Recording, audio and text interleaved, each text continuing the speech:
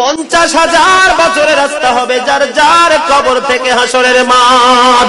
ফুলচেরাতে পুল হবে 30,000 বছরের রাস্তা। আমার উম্মতগুলো কিভাবে রে পায়ে হেঁটে তারা অতিক্রম করবে? বন্ধু নবী এমনি এমনি কাঁদেনি রে, নবী জানিয়ে দিয়েছে কাল কিয়ামতের ময়দানে উম্মতগুলো খালি পায়ে থাকবে, মাটি তো তামা থাকবে। ও বন্ধু, তাদের শরীরে কোনো পোশাক থাকবে না, উলঙ্গ অবস্থায় থাকবে।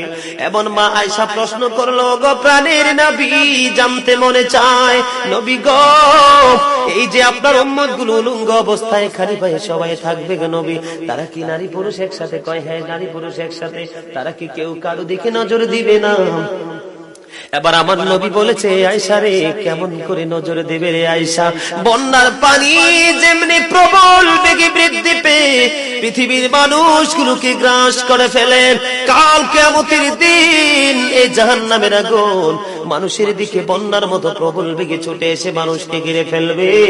এত ভয়ঙ্কর হবে রে আয়েশা কেরা, এত ভয়ঙ্কর হবে আসরের দিন, এত ভয়ঙ্কর হবে সেই দিন। আর সেদিন এত বিপজ্জনক হবে, একটা পুরুষ আর একটা নারীর দিকে তাকাইবার মতো সুযোগ থাকবে না।